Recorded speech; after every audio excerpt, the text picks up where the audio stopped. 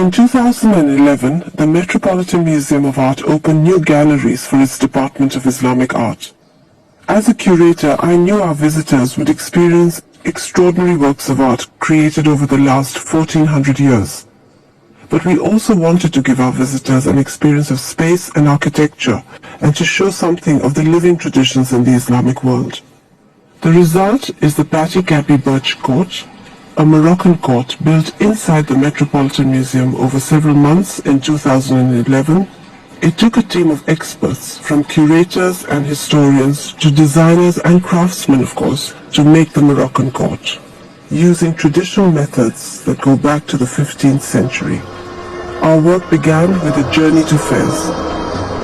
The world has changed so much and traditional crafts are dying out very, very fast. But to the credit of the Moroccan government, they've taken this so seriously over the years that they've managed to preserve in fairs and other centers the traditional methods. Being so close to the moment of creation is something that has an incredible power, and it's something that profoundly moves you as a curator. In Fez there were 40,000 craftsmen.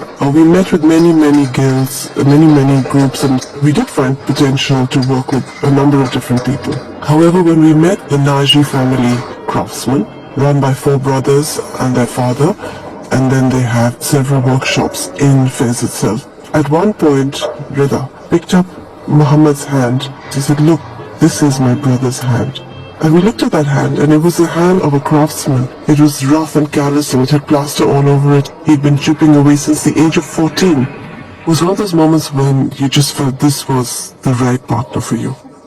We are 7th generation in this business, but for me and for my family, it's unlike any other project that we ever undertaken, because this will serve as reference for scholars to learn more about the Islamic architecture. I was employed as an art historian consultant to the project. I suggested having a medieval style courtyard.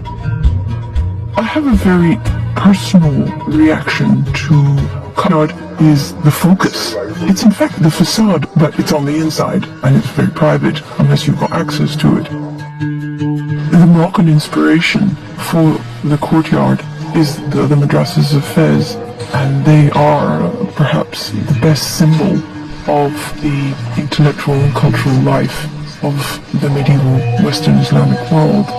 The madrasa was a residence for students who formed the backbone of the education and political life, which will then serve to maintain the urban civilization as they know it.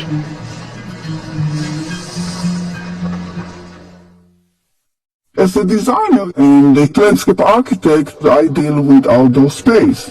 When Navina came to me, she said, "Do you think we can do a nice Moroccan courtyard?" And I said, by all means.